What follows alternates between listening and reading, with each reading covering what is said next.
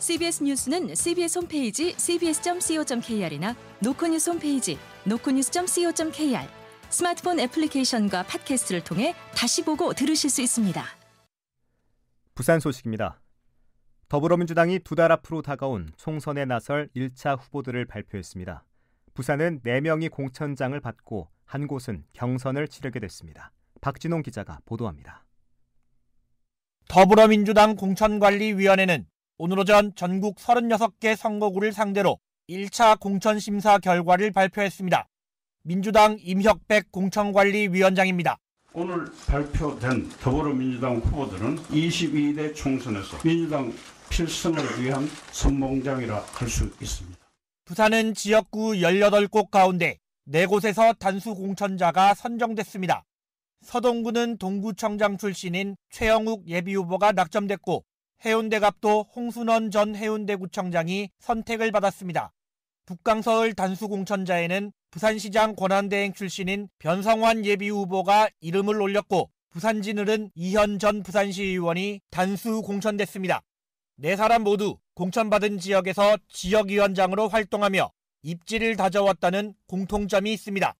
금정구는 김경지 변호사와 박인영 전 부산시의회 의장이 경선에서 맞붙을 예정입니다. 5년 가까이 지역위원장으로 활동해온 김 후보와 학창시절과 정치 인생을 모두 금정구에서 보낸 박 후보의 치열한 대결이 예상됩니다. 경선 투표는 19일부터 사흘간 진행되며 투표 결과는 21일 공개될 예정입니다. 나머지 지역구에 대한 심사 결과나 현역 하위 20% 의원에 대한 개별 통보는 설 연휴 이후 이뤄질 방침입니다. CBS 뉴스 박진홍입니다. 장이나 상위 회장이 연임 도전을 포기한 배경은 3년 전 양자구도로 치러진 상위 회장 선거가 극심한 갈등과 반목을 겪은 경험을 했기 때문으로 풀이됩니다. 양재생 은산해운 회장의 단독 추대가 확실시되는 가운데 그가 부산 상공계에 100억 원을 기탁하겠다고 밝혀 앞으로 구체적인 공약에도 관심이 쏠립니다. 보도에 김혜경 기자입니다. 현직인 장인화 회장이 오는 3월 부산상위 회장 선거에 불출마를 선언한 것은 상공계 화합을 위한 대승적인 결단으로 받아들여집니다. 3년 전 부산상위 설립 이래 처음으로 양자구도, 경선이 치러지면서 유례 없는 분열과 갈등을 겪은 만큼 이를 되풀이하면 안 되겠다는 판단에서입니다. 장 회장은 불출마 선언을 하면서 화합을 강조했습니다.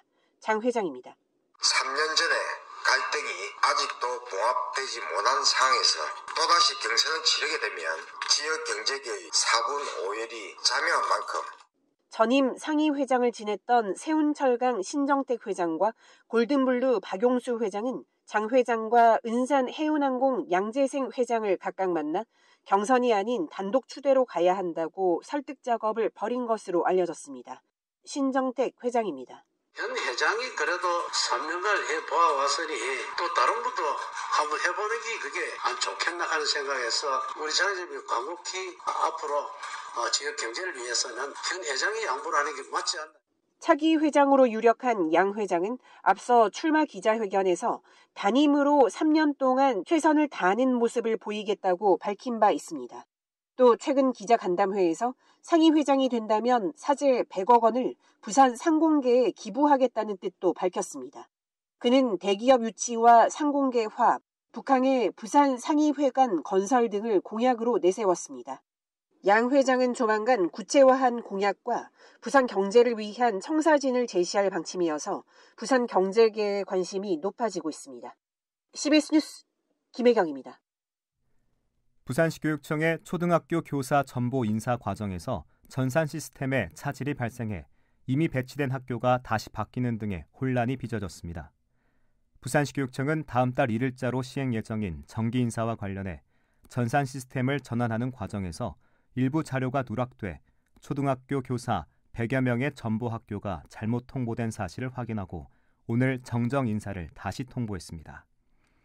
시교육청은 2천여 명의 전보 대상 교사들에 대한 전수조사를 거쳐 시스템 오류에 대한 검증을 완료했습니다. 부산 동구 충장대로에 진행 중인 북항 재개발 사업 배우도로 지하차도 건설 공사가 당초 계획보다 1년 이상 더 늦어져 시민들의 불편이 이어질 전망입니다. 부산해양수산청 부산항건설사무소에 따르면 북항 지하차도는 오는 6월 완공 예정이었지만 오염토 발견과 바닷물 유입 등의 영향으로 완공 시점이 1년 이상 늘어날 전망입니다. 공사 구간은 바다를 메워 만든 매축지인데 세 차례에 걸쳐 바닷물이 유입돼 이를 해결하는 데 시간이 많이 걸릴 것으로 예상됐습니다.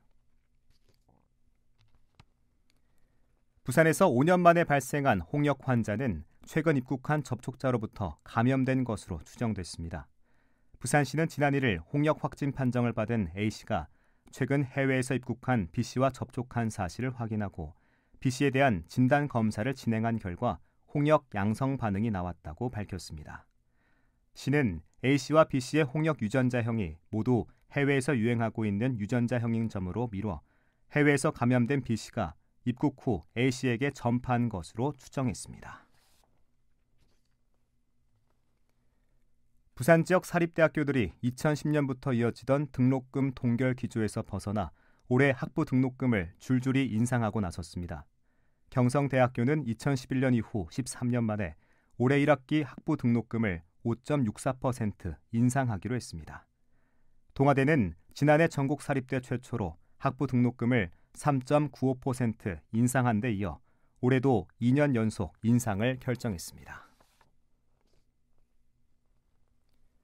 최근 부산에서 심정지로 쓰러진 60대가 인근 대학병원 응급실에서 치료를 받지 못하고 다른 병원으로 옮겨졌다가 숨지는 사고가 발생한 것과 관련해 부산시가 긴급회의를 열고 대책을 모색했습니다.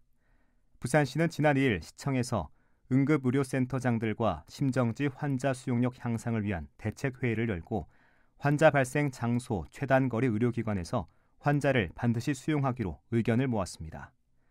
시는 또 상반기 중 응급의료지원단을 설치해 응급의료 관련 정책을 보완할 계획입니다. 부산시는 6.25 전쟁 당시 설립된 아동보호시설 덕성원에서 각종 인권 유린이 벌어졌다는 주장과 관련해 어제 진실화해를 위한 과거사 정리위원회 직권조사를 요청하는 공문을 보냈습니다. 시는 진화의 조사를 통해 피해 사실이 확인되고 피해자가 가려질 경우 이를 근거로 각종 지원 등 피해 회복을 위한 절차를 시작한다는 방침입니다. 피해자들은 덕성원 운영 과정에서 각종 인권 유린과 노동 착취 등이 자행됐고 지금도 피해가 회복되지 않았다고 주장하며 협의회를 만들어 공식적인 활동을 시작했습니다. 끝으로 날씨입니다. 부산은 내일 구름 많은 날씨를 보이겠습니다. 아침 최저 기온은 1도, 낮 최고 기온은 10도로 오늘과 비슷해 일교차가 큰 날씨가 예상됩니다. 부산은 당분간 영하권의 큰 추위 없이 평년과 비슷하거나 높은 날씨가 이어질 전망입니다. 부산의 현재 기온 6.4도, 습도는 69%입니다. 부산 CBS 저녁 종합 뉴스를 마칩니다. 지금까지 진행해 엔지니어 김상길, 기자 김혜경, 아나운서 복재일이었습니다.